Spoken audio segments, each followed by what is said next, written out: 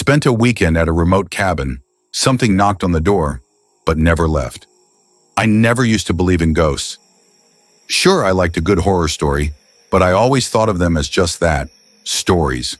Then one summer, my friend Alex convinced me to spend the weekend at his grandfather's old cabin deep in the woods. I still regret saying yes. The cabin was ancient, with creaky wooden floors and walls covered in old hunting trophies. The air was thick with the scent of pine and something else. Something stale, like old smoke.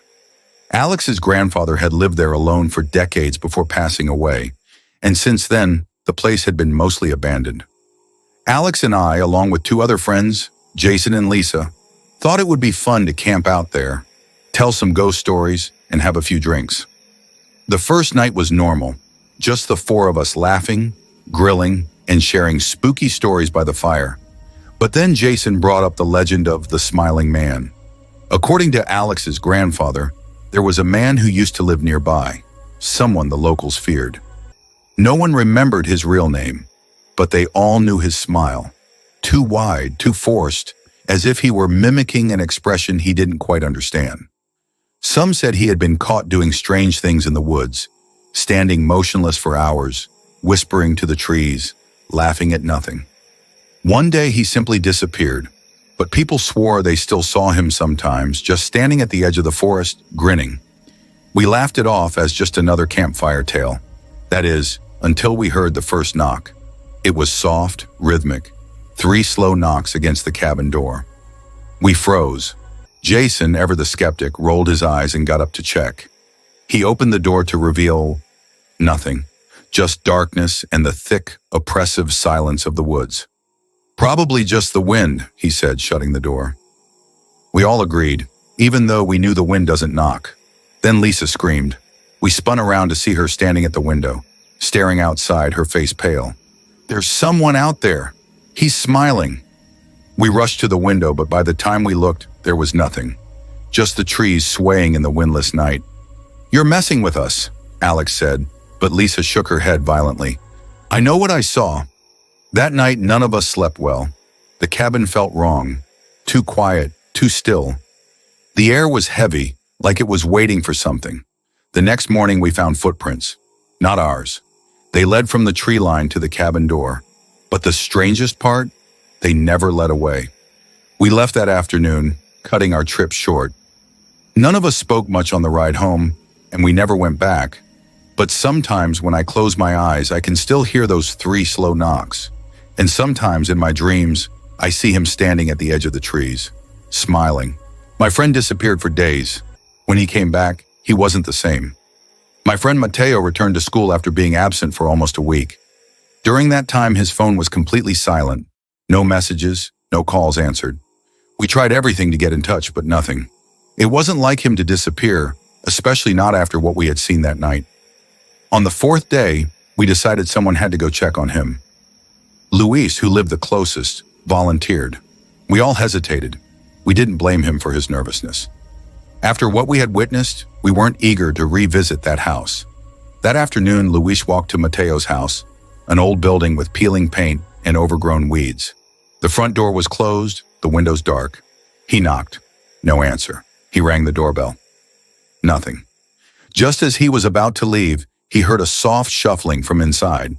Then the door creaked open just an inch, and a frail voice whispered, "Go home." Luis froze.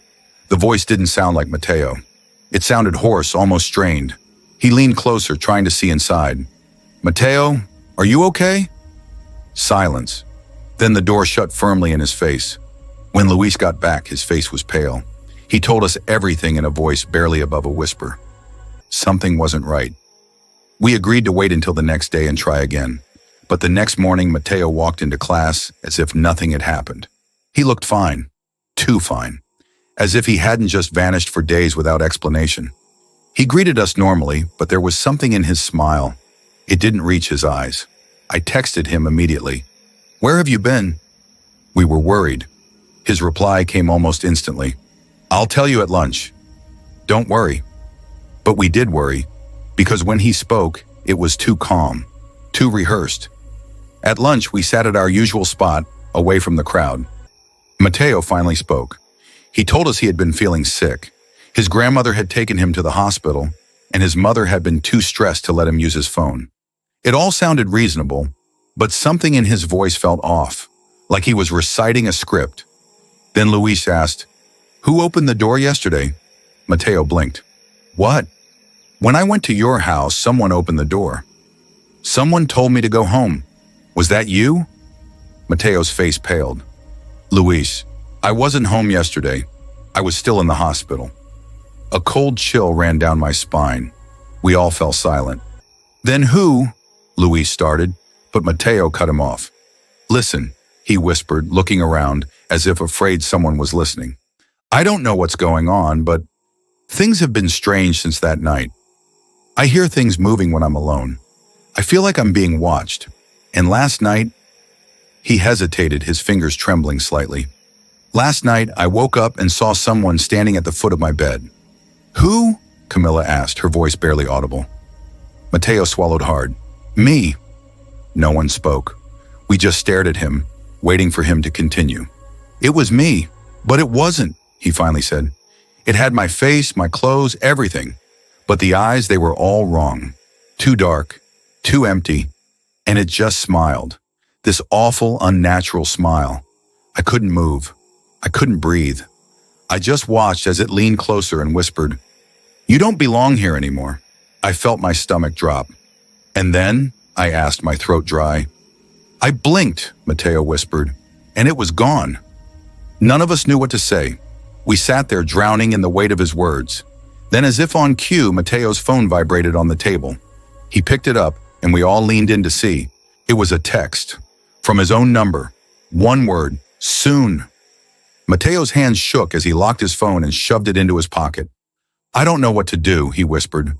"I think it's still watching me." That night, I barely slept. Every shadow in my room felt wrong. Every noise outside my window made my skin crawl. But I knew one thing for sure. Mateo hadn't come back alone. Enjoyed the spooky stories? Hit that like button, subscribe for more creepy content, and don't forget to turn on notifications.